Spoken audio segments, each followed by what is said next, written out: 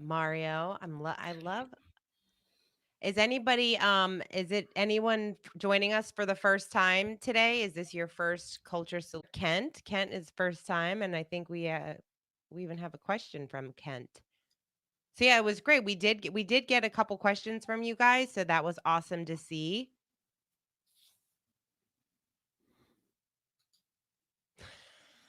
Joe from Boston. Boston.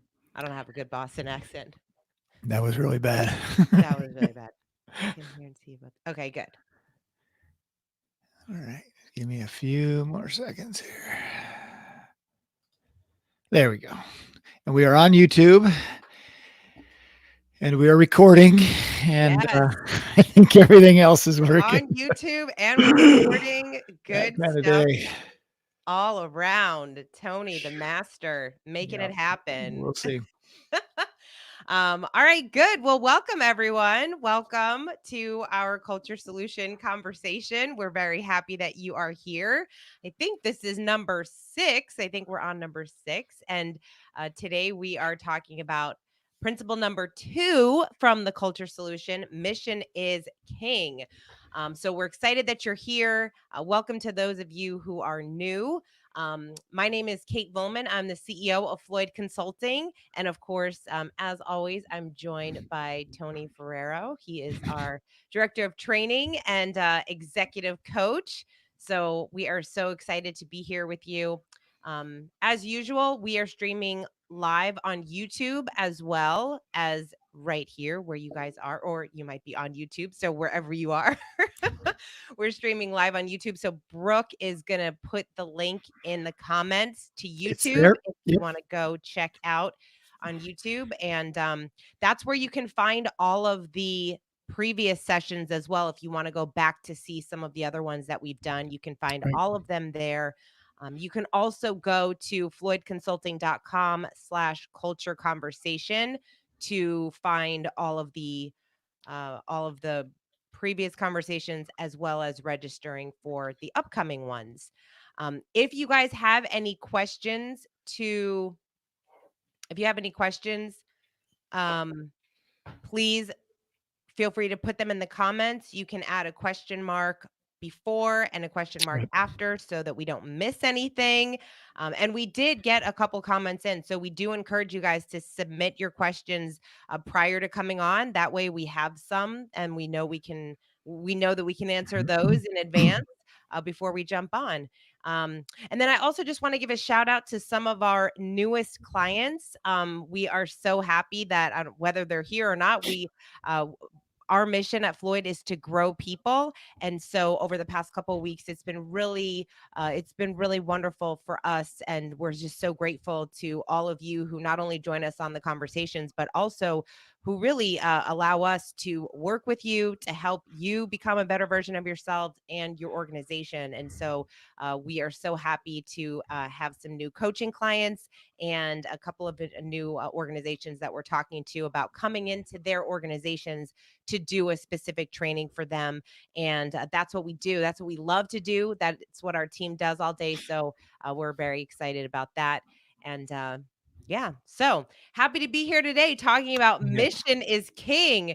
Tony, mission is king. Mission is king. Absolutely. And, we're going to talk a little bit about what that really means. But I think just after, when we coach people and we talk through, particularly with executives and or school leaders I'm talking to, it's amazing how much time we spend on solving the wrong problems. And most of those are kind of self-inflicted wounds in the terms that there are just things that come up that if we were really focused on the mission, and we'll talk about this later, but really focused on the mission, and mission was truly king, my guess is we'd eliminate half of the issues we deal with, at least from the calls that I talk about. We talk to folks about, when you ask that question, about how it pertains to the mission, it really doesn't. But that's where we're spending all our time, trying to solve problems that don't add value to the organization. So I'm excited to talk about mission being king today, mostly because, the idea that this is the culture solution conversation, and culture doesn't exist by itself. It's not just a nicety that's out there. Culture exists to advance the mission of the organization. So your culture should be one that helps you advance the mission of the organization. That's the purpose of it, because mission's the king. Everything you do ought to be about advancing the mission of the organization. So I'm excited to Absolutely. talk about mission being king today, because we talk about it a lot. So Yeah, but yes, absolutely. Well, like you said, it makes sense that we talk about it so much because, as we have talked about in past conversations, all of these principles really build on each other. yep, And so the first one is make mission a priority. The second, mission is king. And every organization has a king.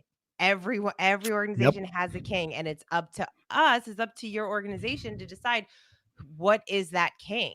yep, And so that's one of the biggest challenges that we see among so many leaders is that the issues are caused because your team, if you lead a team, your team, they want to make you king or they want to make you queen, and we can't let you can't let them do that, right? right, Like we have to make sure that everything is right. mission driven, focused on mission. It's not about what Tony wants, it's not Yep. about what Sandra wants, it's about the What Kate mission wants. of the organization. What? It's all about what Kate wants. No. All about what I want. But I No, think and that's so important to really expand just, the idea we say, well, of course we have a mission, but this is something that happens both overtly sometimes, but also it happens kind of underneath the current of the organization. And that's going on when you hear things like, I don't know why we're doing it, but John says we're going to do it. Whatever John wants, yeah. that's what we're going to do. Or it in terms of it can replace really honest, good, challenging conversations. So in an unhealthy culture, right, people defer to whoever they've defined as the king because it avoids any kind of confrontation. Any type of challenging conversations. Well, I'm not going to challenge the boss. I'm just get whatever you want. Right. Yep. So that's a sign of an unhealthy, organization. And typically that happens because when you challenge the boss, bad things happen. But that's not to say, that uh, that's always the case. People will not challenge because they don't want conflict, or the other piece there is, while that sounds like mission is king, it sounds like the boss is taking that role. We find it's usually the other way. It's usually a boss or a founder or a CEO, doesn't is trying to empower people, and sometimes they're making him or her the king. So it's not necessarily this comes across as like, I'm defining myself as the king because I own the company. But oftentimes it's, folks, whether it's your manager or the CEO, whomever, you're making them the king, because it gets, well, obviously it relieves you some responsibility. I don't think it's the right thing to do, but Kate wants to do it. So, whatever, and get on with it. And then you Yeah. can't blame. So, That is for sure. I mean, it really is abdicating responsibility because then it's how easy is it then to just say, well, we did it because they wanted to and it didn't work out. And right. so it's not my fault. It's not Yep. my bad. So So, everybody's covering their backside. Right. Absolutely. yeah, instead of being that, really focusing Mhm. every decision that you're making is mission driven. So, we've asked this before, so we want to know, do you and does everyone in your organization know the mission of the organization? Yep, there's actually a poll up. If you want to take the poll, it's coming up right now. Um, Everyone in our organization knows the mission or mission statement. I put that in parentheses. Do you strongly agree? Agree? Oh, wait a minute. Strongly agree? Agree? Not sure? Disagree? Or strongly disagree? All right, Here we everyone in go. your organization knows the Wow. mission Oh wait, statement. there we go. Okay. We usually like jumps over one, and then there's all right. We are all over the board here. So okay, strongly agree has taken a nosedive. It was leading for a moment. So, Oh, geez. and the disagrees are running the show. So a Oh, third of you wow. say that disagree, that not everyone knows it. The about 20% are not sure. 20% agree. About a little less than 20% strongly agree, and 5% strongly disagree. So 32% say they disagree with that statement. 30% roughly. So Oh, interesting. wow. Very And that's, interesting. yeah, almost everybody participated in this poll. So, Oh, uh, good. very interesting. So it is interesting, and I put that in parentheses, the idea statement, because it potentially that can be two different questions. Do I know the mission statement, or do I know the mission of the organization? It shouldn't be, but we wanted to make sure today that when we talk about mission being king, we're not talking about necessarily the mission statement being king, that the mission of the organization, those two should align. Hmm. But as we've talked about, you and I privately, that's all like a whole industry of creating mission statements, and a whole, it just goes back to, don't let the process be the product. So the idea of creating the mission statement and revamping it and wordsmithing it and whatever else you want to say about that becomes much more important than actually what the mission is. And I Yeah. know we're going to go through this at the end, but let's keep that in mind. We're talking about the mission of the organization. So that's what's most important. Do people understand what you're doing and why you're doing it? And Yeah. yep, And I think it's what companies get so challenged by, and we see this with strategic plans too, right? It's like people get so caught up in that it has to be this way, and it's got to be this huge document, and it has to have all this language that makes us sound really smart, instead of creating a mission that people can get behind, they understand, and they support it. So trying to make it as short and sweet and simple as possible, so that it is memorable, so that yep, kind of that your mission statement shouldn't be so long that it can't be memorized, that it right, can't be something that you really feel connected to. So, like Floyd Consulting, our mission, everyone should know our mission now. We say it every time. We grow people. Like that is our mission. And so there's obviously the ways in which we do that, but that's something that, everyone on the team is really connected to that mission. That's really important to them. That's what they do. It's what they love to do. It's how they want to serve. And the greatest companies in the world have incredibly distinct mission yep. statements and missions. Distinct and succinct. That's Yeah, exactly right. Yep. we And know what they are. We yep, know who they are. It's almost like the essence of who they are, right. right? Like Yep, that's what we want to get to. Like if we say, whenever you hear my pleasure, what company do you think of? right.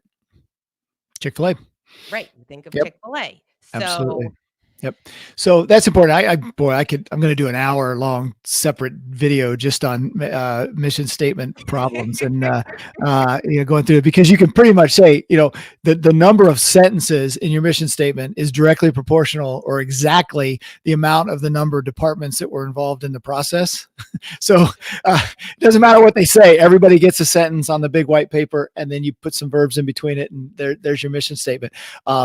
But I'll digress. But it is interesting. One of my favorite kind of authors is Guy Kawasaki, who was at Apple for so long, and he speaks about the idea of a mantra, that your mission statement, but from that mission statement, your mission statement may be a mantra. Like I think at Floyd, we grow people. That's our mantra, and that's our mission statement. But from your mission statement, if it is one of those unyielding ones, and that's why we don't want to get into that, it is what it is. Then take from that, what is the mantra from that? Someone asked the question, Dave did it, Sandy did. Can a department have their own mission statement? They can have their own mission statement. I would say it'd be more of a mantra. Accounting, we hold people accountable, whatever that might, we get it right, whatever that might be. Having a different mission is problematic. how you state your role in the mission can be, I think, definitely from department to department to build that. But keep it short, keep it sweet. What do you do? Why are we doing it? And just state it and get on with it. Because as you said, if you don't get mission right, nothing else really matters. And a perfect example of that is, down the road about hiring. This seems kind of circular, but you should hire people that can help you fulfill your mission. If you don't know your mission inside and out and in here, then you're not going to be able to hire people that'll help you fulfill that mission. So it plays in. Now, again, that's circular. You have to hire the right people to get the mission done, but you better have an idea what that mission is. Same way with a strategic plan. When you're putting your plan together, that plan better help you fulfill your mission. If it's doing anything else, it's busy work. I mean, and if any Mhm. component of it isn't pointed towards the mission, then it's busy work and it's unnecessary. So, and we go right down the line, over communicating the plan, holding people accountable and letting people know what to expect. What they're expected to do should lead to the mission, and then coaching. Can you Yeah. continually coach everyone towards the mission? So it is intertwined through everything else. It's most important that you get that right, but it shouldn't paralyze you, I guess is my point. Get the Yeah. essence of your mission and get going. But and yeah, people may not. I see in this some people say, well, everybody I think knows the mission. They may not be able to recite the mission statement.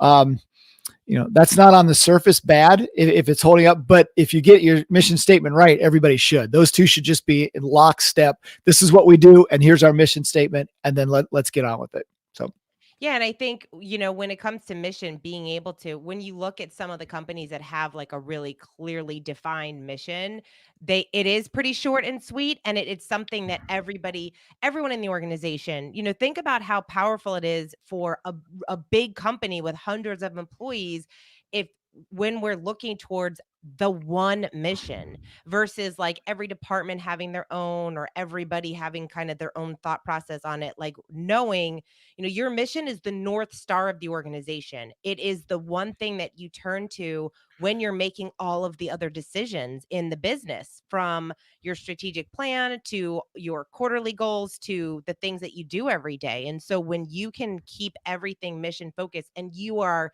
certain that everyone in the organization is staying mission focused, that's when the power happens. That's when you're going to start to build that momentum.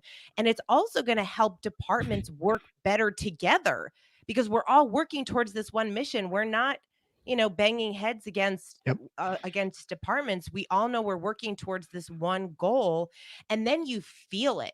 Like, you feel it from a company when you can tell everyone in the organization is on board with the mission.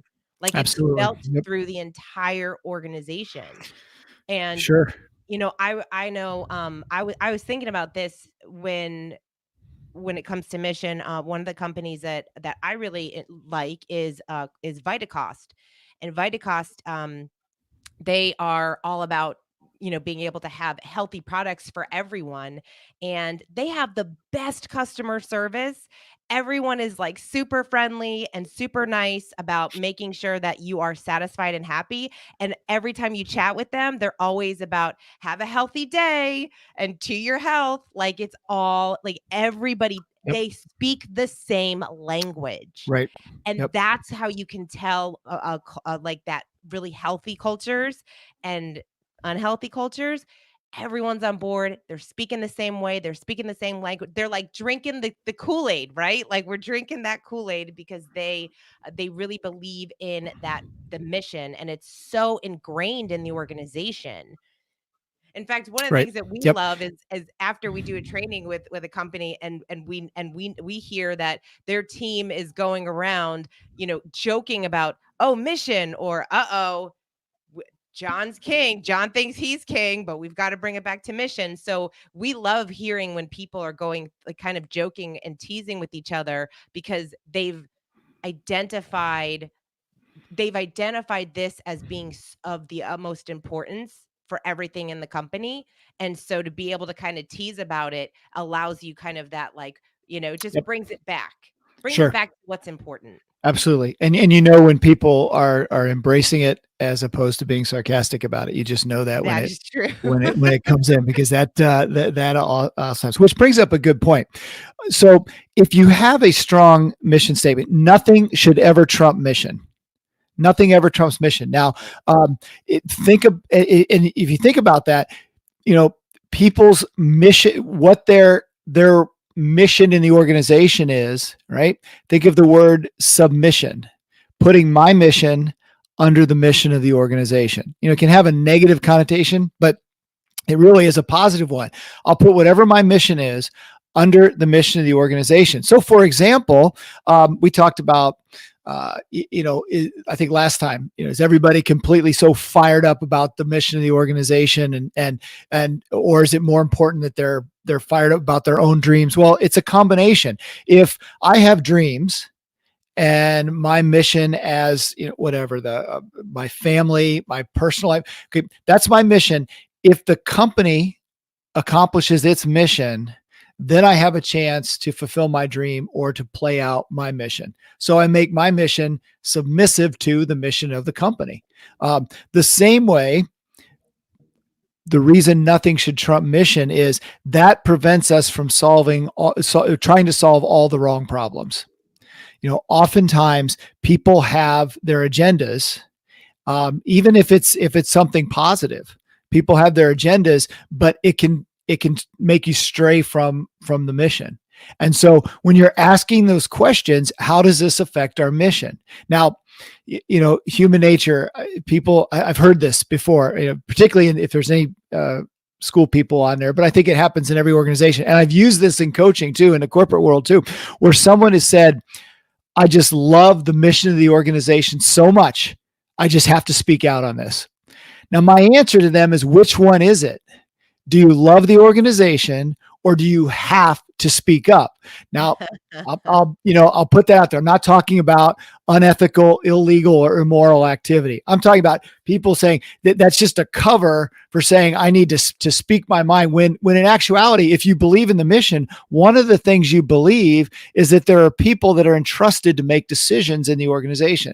So if you're fully invested in that mission, then you can be less tied to what you're asked to do, and then you really become ingenious because you're not worried about your title, you're not worried about your project, you're not worried about where you sit at the company table, the team table. It's all about the mission.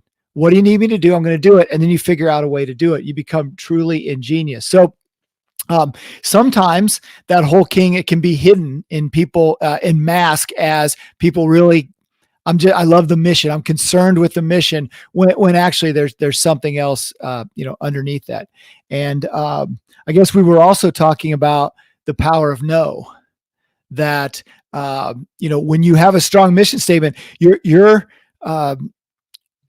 part of your success in fulfilling your mission is really the things you say no to, not the things you say yes to, because it's in line with your mission or it's not.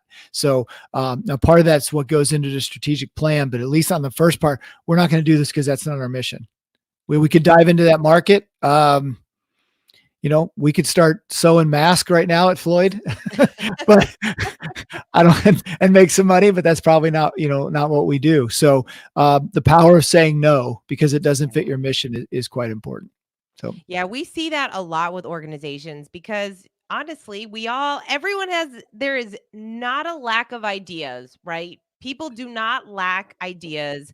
We come up with new ideas every day. And for everyone in the organization, it's, oh, we could do this or we can do that. And even now we're seeing a lot of businesses.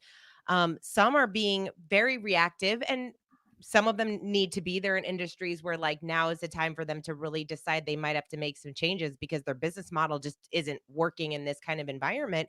But it's also an opportunity for us to look at, really who we are, what are we here for, what is the mission of our organization, and does that pivot, does that shift really help us fulfill the mission? Does it do that, or is it really just causing us to be sidetracked? And now yep, now somebody mentioned about busy work, and now everyone's just doing all this busy work and we're not as attached to the mission anymore. So every right, decision that we make, not only do we have to make it based off mission, everybody needs to understand why that's happening, why that decision is being made, why it is associated with the mission. And then going to kind of to the point of the departments, when we know the mission of the organization, like every single person in the organization needs to know how what they do contributes to the mission, yep, how the things that they why they come into work every day, and that no matter what their little piece of the puzzle is, that it's working towards achieving that. And that is one way to get people really excited about the mission of the organization, because yep, otherwise people are just coming into work, moving around papers, emailing, and yep, going home, and they're not feeling satisfied. We have to help our people live a work day where they feel productive, they feel satisfied at the end of the day, and they feel like they've accomplished something much bigger than probably some of the menial tasks that some people have to Right. do on a day-to-day basis. Yep. That's what Absolutely. mission does. Yeah. Matthew mentioned that book, the example of the janitor at NASA. I was just thinking that. That's like the Yeah. Yeah. greatest So story. exactly, what do you do here? Do you sweep up? He's no, I'm helping put somebody on the moon, and that's how Yeah. he viewed his role. So what's interesting there is when you think about your, we talked a lot, and we'll continue to talk about role descriptions because people, why is it so important? Well, job description, role description, what's the difference? The difference is when I can see my role in the mission, I behave totally different than when I just come in for my job. So when you're getting into the both the planning and the hiring process, that's why those role descriptions are so important. What role does that position play in accomplishing the mission? So again, you don't know the mission, you don't have role descriptions. You can have job descriptions all day, but is that really getting us, towards the mission? So again, just another example of just how critical that is, because everybody sees their role in the mission. I was, coaching someone at one point. She's just so eloquent. She said, "Look, her role. I think she did something process decline sales or whatever it was, credit card. That was what she did. Every day she came in, she processed it. And she said, this is X amount of money per year. And so me doing that helps us fund this, which helps us fund that, which helps the mission of the organization. So she could take that decline credit card, contacting the person going through, and see how that was going to, whatever it was, change the view of whatever the cause was of the nonprofit was. And she made that connection. So you're exactly right, Kate. If we can tie people's role to the mission, then we have a shot. Then we can we have a healthy organization.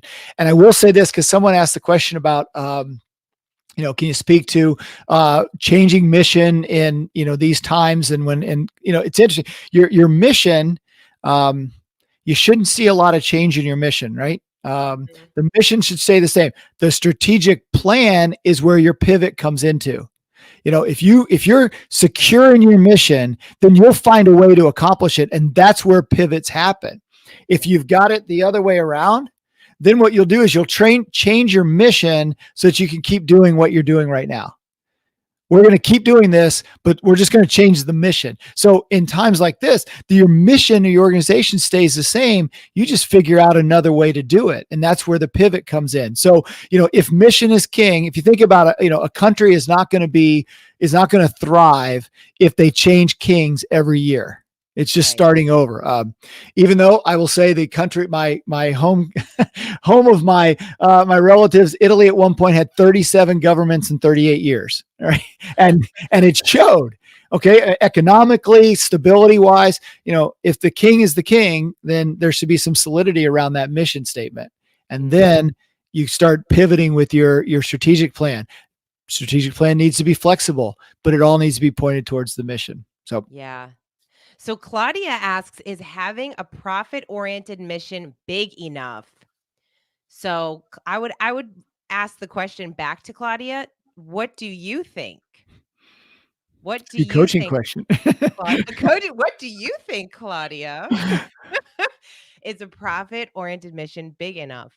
So every organization, look, businesses are obviously every business is there.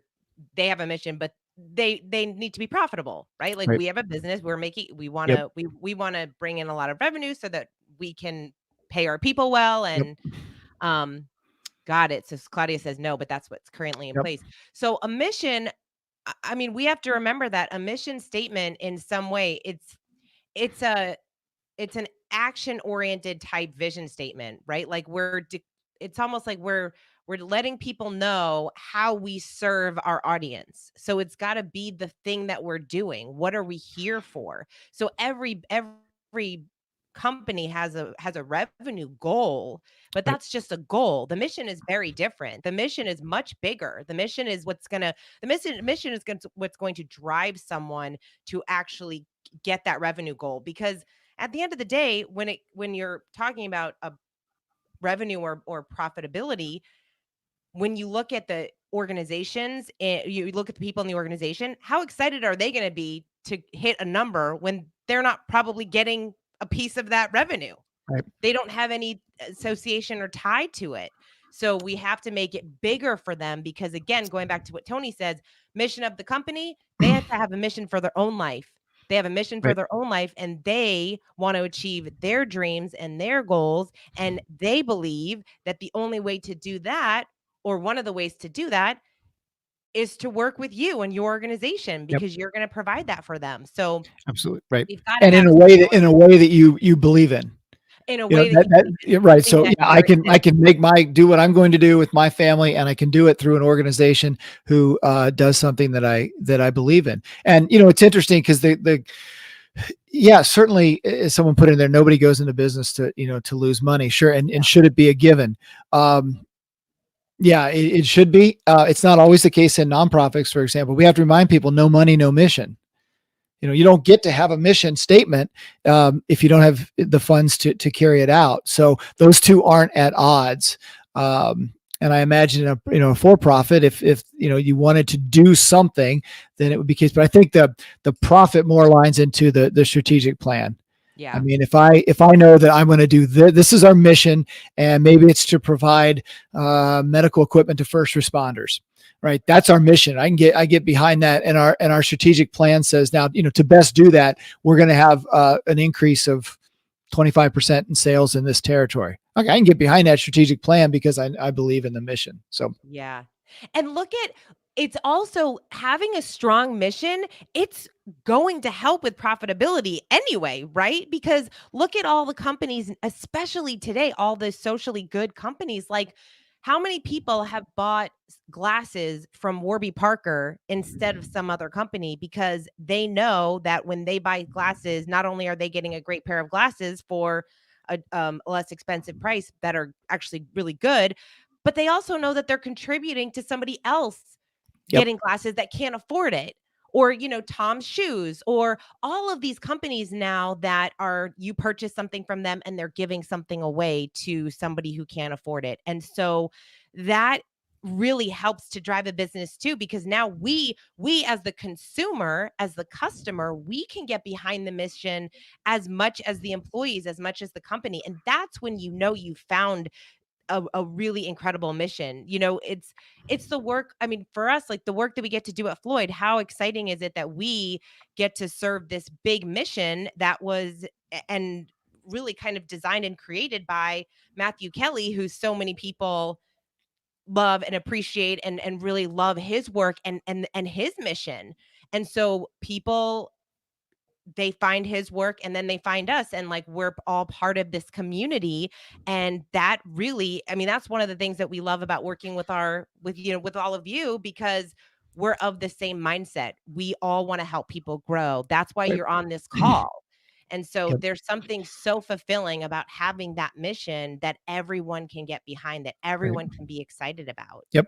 And that doesn't have to be some grand, put a dent in the universe mission Right. and all those kind of everybody, where, because then it just gets ridiculous at some point. You're not going to, we're really going to change the world by whatever we're doing. But a strong mission statement, well, I can get behind this company because again, it helps me fulfill my dreams. So there's just some misnomers out there. This has to be some grand, long, change the world kind of mission, when sometimes it can make people's life a little better, make Yeah. a situation better, improve people's lives, provide a service for people they need, which is pretty important. So that's Yeah. where we get all wrapped up in, is trying to be all grand and figure it You are out. So totally it's totally true, and such a good point, because not every company is out there changing the world and making this huge impact or difference, but they are doing something of yep, importance. If you're in right, business, you provide a product, a service, or something that people want and they need, and right, they can get behind supporting you in yep, doing that. yep, So that's how we have sure. to look at it. Uh This question is for you, Tony. This is oh. your favorite topic. John asks, "What do you do when an employee doesn't align with Yeah, the mission?" I saw that. Great question. If you think about and go into the next meeting and ask yourself, of all the things you're dealing with in the meeting, how is this helping us accomplish our mission? Okay, that probably cuts the agenda in half. to start with. Now, John's question's good because there's a couple of answers, I think. The first one is, by having a strong mission statement and role descriptions, and then having a real elite process and discipline process for hiring people that align with that, you take care of a lot of that right away. So that's the first part of the process, and I'm getting to answering his question here. So, and now at some point we know that either through a bad hire, through a change in leadership, whatever that is, a change in someone's lives. I mean, we all know someone who something that's going on has changed them, and they're no longer the person they were employed. That can happen too. The you know let's let's just go back to the principles. All right, so you've hired the person, they're on board. All right, you let them know what to expect, and you coach them to that. Now, you do your part, they have to do their part. So ultimately, someone who's not it's a tough question here, doesn't align with the mission. That could mean, are they against your mission? That's problematic to start with. Are they not are they not meeting expectations because they don't believe in the mission? Or are they not meeting expectations because those expectations have not been clearly defined, they haven't been clearly communicated, and the person hasn't been coached to them? That's a different, because we get this, they just don't fit in here. Well, yeah, there's cultural misalignments. And so we kind of blame the mission. This person is not on board with the mission. When I would just ask those questions, we got to do our part first. And then you have to be very clear with people, that through those expectations, this is what we expect from you. And either you're adding to the mission of the organization, you're adding or detracting from the culture. And if you are, eventually, then the person can't be there if mission is king. If mission is king, then you have to make a decision on that person. So I don't know. Does that help answer that question a bit? But oftentimes we attribute someone not being on mission when either they can't do the work, we haven't explained what's really expected of them, or we haven't held them accountable to their work. And then we make the blanket thing, well, this person's just not on board with the mission. Well, and then if you coach the person, somebody will make that decision for you if you've done all those things. Ultimately, somebody who's doesn't believe in your mission to the point where it's affecting them and their ability for the company to accomplish the mission, then you make a decision on that person. So, yeah. And one of the things that I think is so important too, and kind of to your point, and just going through the principles, Tony, what is when talking about the mission, I think so often companies, because we don't have a clearly defined mission, it's hard to communicate that, right? Like if we moving don't have a target. defined mission, if it's not the king of our organization, we're probably not talking about it a lot. So going to principle number 3, over communicate the plan, over communicate the mission, right? Like when you're meeting, when you're Yep. having your team meetings, when you're having discussions, bringing it back to mission. And so, and I Yep. love how Tony started out with, if you're having conversations, because if you're a leader, this has happened to you. There's probably no way that it hasn't. If you are a leader, someone has said, "Fine, I'll do it your way. I'll Yep. just do it however you want it." And sometimes, people say that because out of just frustration. And when that happens, that is a coachable moment for Yep. us to say, "Wait a second, hold on. It's not about me, it's about Yep. mission." So if you're not on board with it, let's talk about it. Let's talk it through. Right. And then what's so great is that you're able to disagree and commit. Yep. Because oftentimes we'll have a conversation, and look, in any team, there's lots of personalities, there's lots of different there's lots of Mhm. different people. You're not always going to agree. Right. But you can disagree and then commit to what that looks like and then move on. Right. And that is going to eliminate those conversations of, "Oh, it didn't go my way. So, but I'm going to do it because Right. Tony said I'm going to Yep. do it." And Yep. now I'm going to be complaining about it for the rest of the day or every time Right. it's brought up. So, or it's kind of like I told you, like if that particular way, that particular decision doesn't work out, it's Yep. an easy way to be like, "I didn't want to do it to begin with." No, Told you. Yep. we Yep. disagree Exactly. to Right. commit, and we Yep. never do it. I told you so. Absolutely. Yeah, because there are decisions that have to be made. And so in a Yeah. really healthy culture, people can disagree. And then at some point when their decision's made, then you commit to it. That's part of really believing in the mission, that a decision was made by the person that needed to make the decision. And now let's go. And now I've committed to it. Not like you say, not halfway in. This is the decision. And I'm with you. It is interesting. I remember a conversation I had where, long time ago, and we said, okay, this, you need to do this. And the employee said, I will not do that. And so I said, well, this was in a school actually, and it was a band director. And I was coached her for a while, and she said, I will not do that. I said, okay, I can appreciate your conviction. So let's break this out. The band director at this school needs to do this. That may or may not be you, but whoever is in that role needs to do this. And so I kind of just clarified it. If you feel that strongly about it, that's fine. But the role at this school is this. And so that's just where we are with things. So anyway, it's kind of an I extreme, love but at the same that. time. Yep. So Someone's gonna use that. Someone's gonna use that. I have a feeling. So Kent did submit a question. Tony, do you want to? I know that he submitted one, and do. Yeah.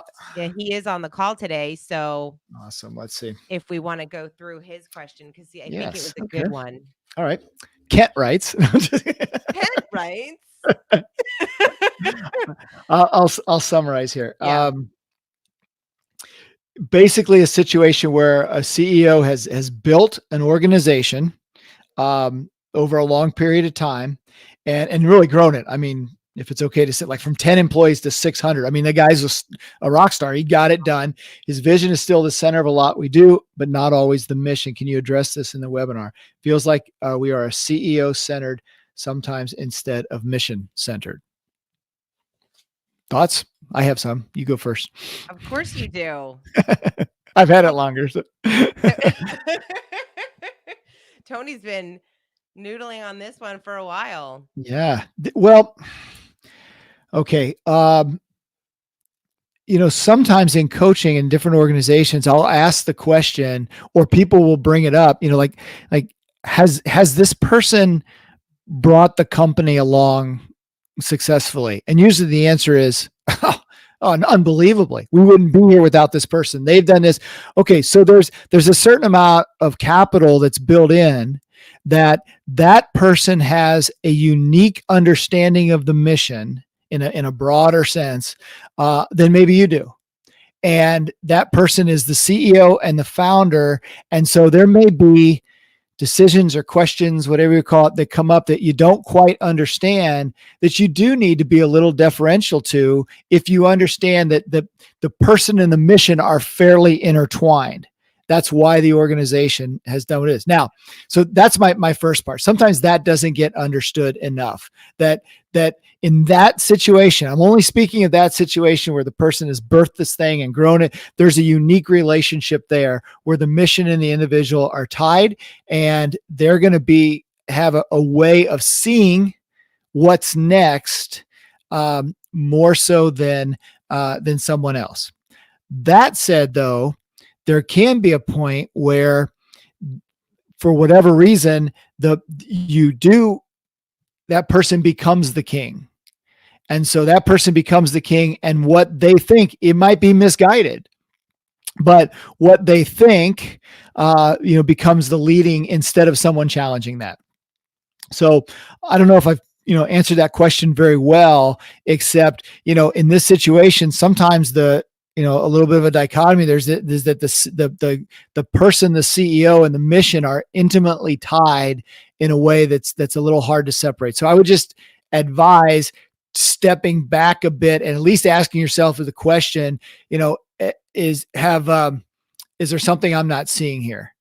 Or the majority of times this person has been right on this direction. I need to maybe, disagree and commit on what's going on here. So that's but again, the flip side is that can very quickly be people deferring without questioning. And then you got a problem. So Kate, now you finish that thought. Yeah.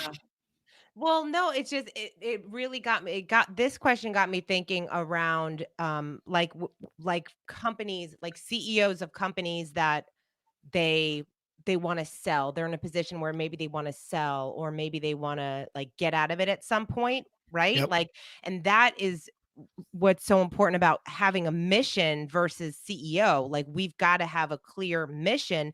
And some people are so tied to their business that they do want to be seen as king, right? Like, they do want to be the Absolutely. king of their Yep. organization. And so sometimes that's just a particular personality. I mean, I think this is an interesting question, but it's like, who is that person? Like, there's a Yep. there's a lot that needs to Right. be kind of unpacked there, Sure. because very mission driven people that their business is kind of what they've created, like an author or a speaker or someone that like it's a lot of their content, which is a lot of organizations, right? They are so mission driven. That's why they want to make it about the mission versus them. They're Right. like, we're going to make it's all about this.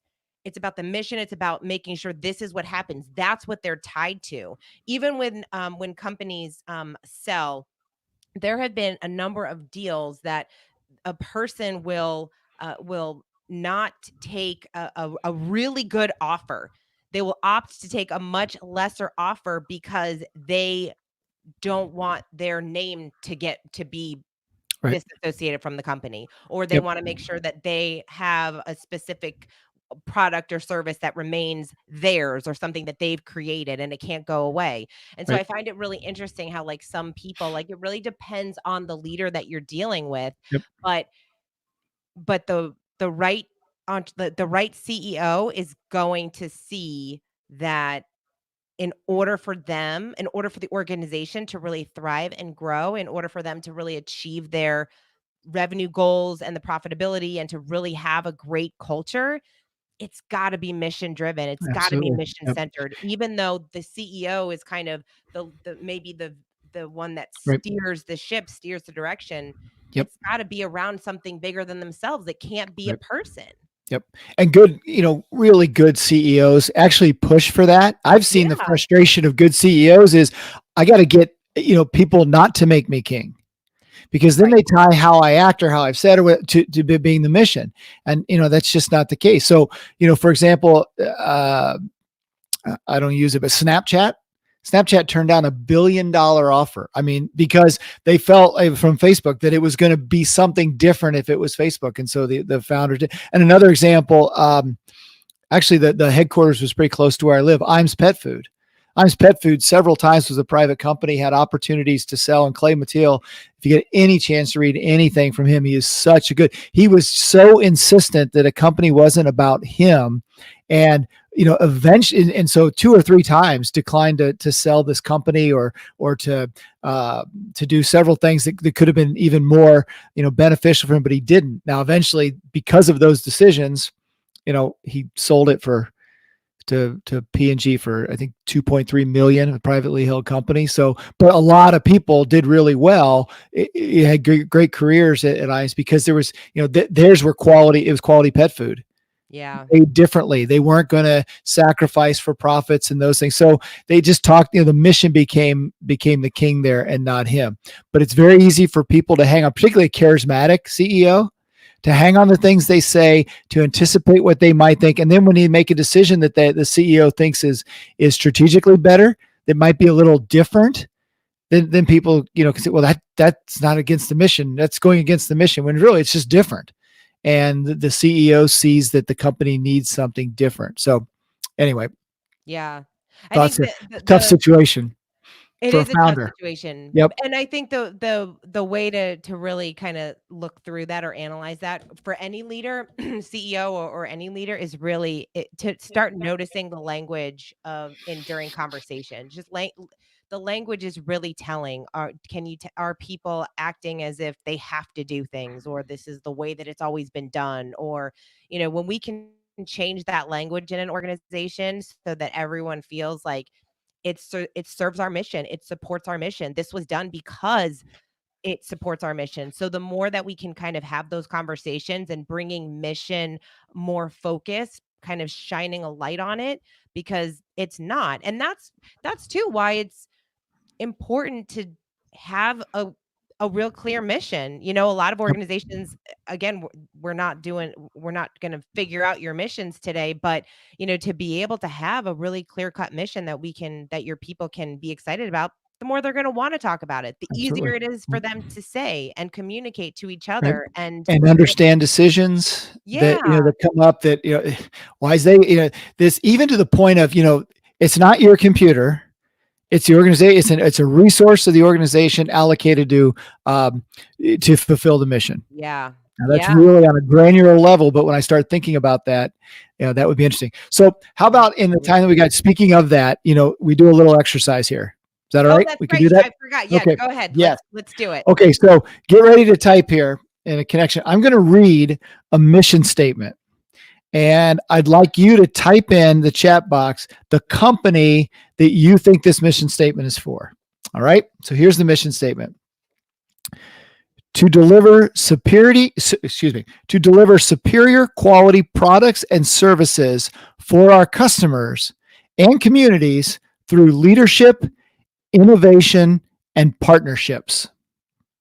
To deliver superior quality products and services for our customers and communities through leadership, innovation, and partnership. Yeah, Amazon, that's what I Apple, thought. Amazon. P&G, Walmart, Best Buy is a good guess.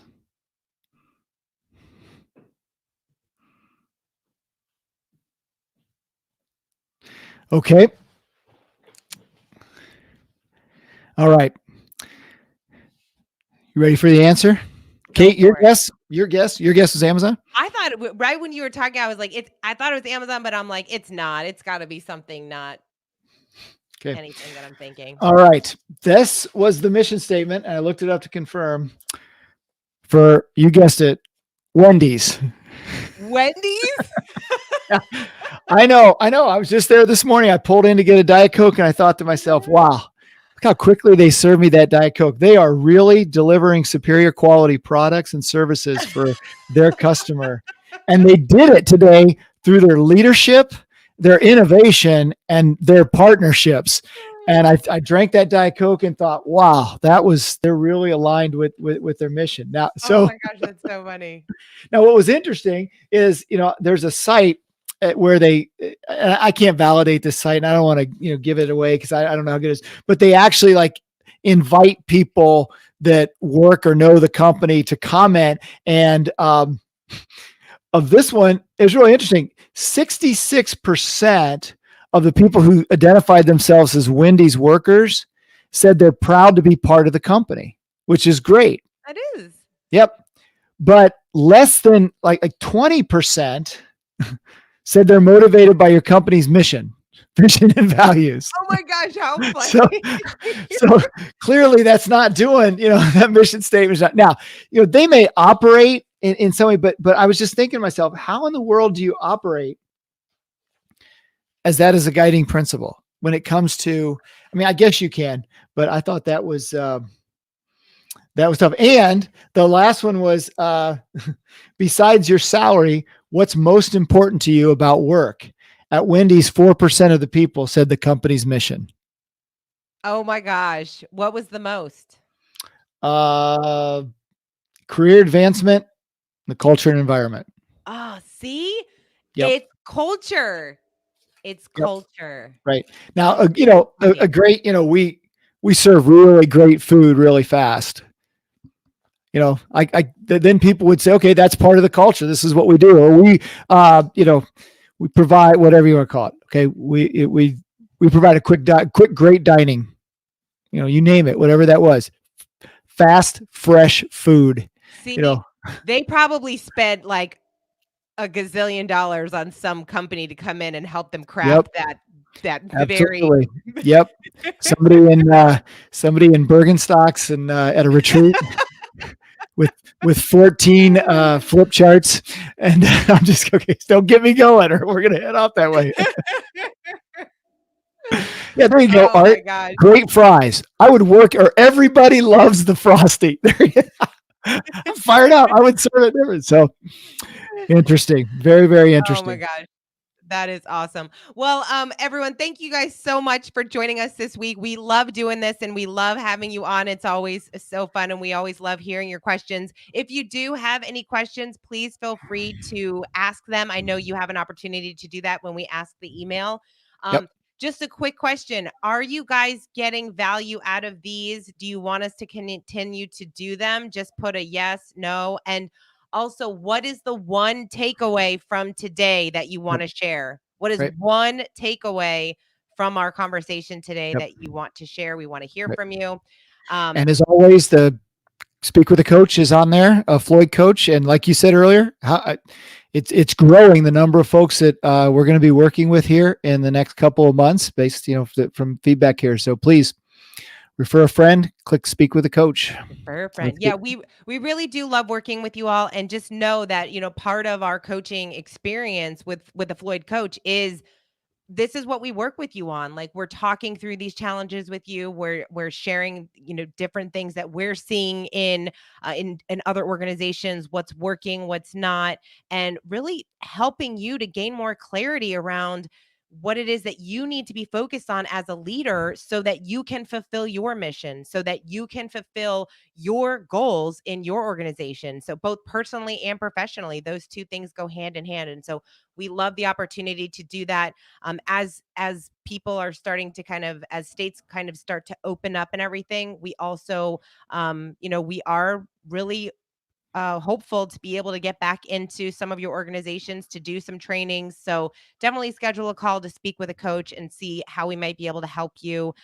We're going to continue to do these every week. Next week, we're going to be joined by one of our incredible coaches, Jonathan Dunn. So we're going to kind of continue our mission conversation and talk a little bit more about personal mission and how it relates to your overall mission as a company. So thank you guys for joining us and Yep. hoping we get to speak with some of you this week. And we're good. So thank you guys awesome. for Yep. joining us. We'll have the bumper music next week. I Yeah, didn't get it done. I did not our get it done. It was intro, ready. It was outro. loading the intro, outro. So awesome. Awesome. All right. Well, Tony, always a pleasure. Fun doing this with you and fun to Yeah. see everybody or get to connect with everyone in the chat. And we will see you next week.